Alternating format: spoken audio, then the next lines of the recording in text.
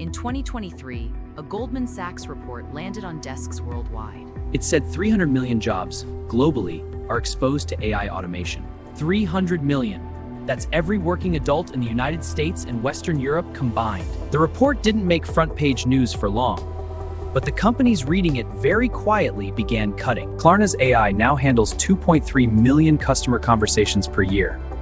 The work that used to require 700 humans cost them almost nothing. We thought we knew which jobs AI would take first. Factory workers, truck drivers. We were wrong. The first jobs to go were the ones we considered safe. To understand what's coming, you need to look at what already happened.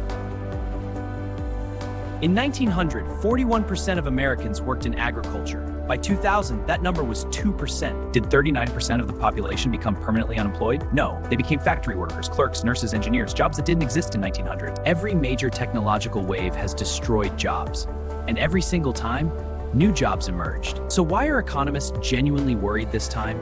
Because of one thing that's different: speed. The transition from farming to factory work took 70 years. Workers had time to adapt. Their children adapted. The World Economic Forum estimates this transition will take 5 years.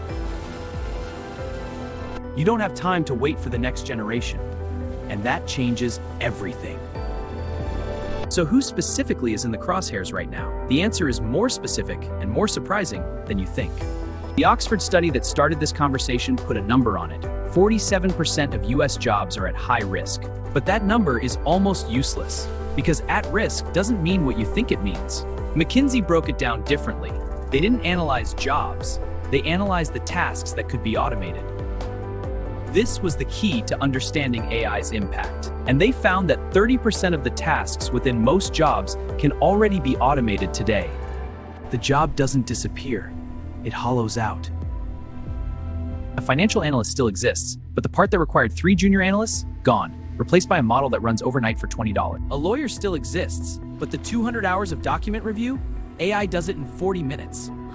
Here's the brutal math. If AI removes 30% of your tasks, your employer they need 30% fewer people in your role, total. The highest risk workers aren't who you picture.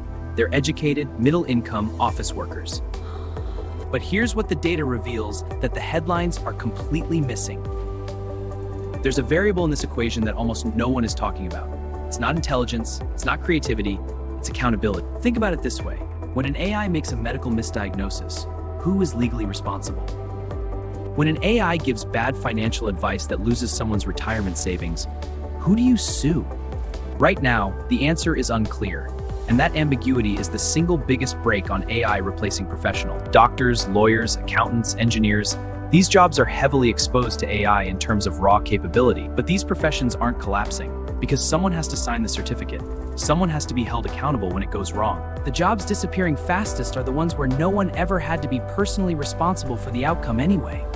When there's accountability, there's a human. When there's no accountability, there's software. That means the question isn't just, can AI do this? The question is, does someone need to be responsible for this? And if you're in a job where the answer is no, you need to hear what comes next. The reskilling industry promises to save everyone, but the data on who actually survives a career transition is not what they want you to see. Amazon pledged $1.12 billion to retrain 300,000 workers. IBM committed to training 2 million people in AI. These are real programs, real money. And the completion rates are devastating. Across online reskilling programs globally, fewer than 10% of enrolled workers complete training that leads to a meaningful job change. Why?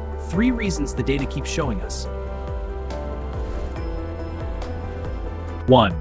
Time. The average meaningful upskilling takes 6 to 18 months consistent. Most displaced workers don't have that runway financially. By the time a government training program is designed, funded, and launched, the skills it's teaching are often already one generation behind. 3. The entry barrier. Learning a new skill to a professional level and getting a hiring manager to revive. This is the gap. Not the skills gap, the system gap. But there is one pattern that appears consistently in the workers who do make successful transitions. It's not the ones who retrained fastest, it's the ones who moved sideways before they moved up. 3 people, similar starting points, very different paths.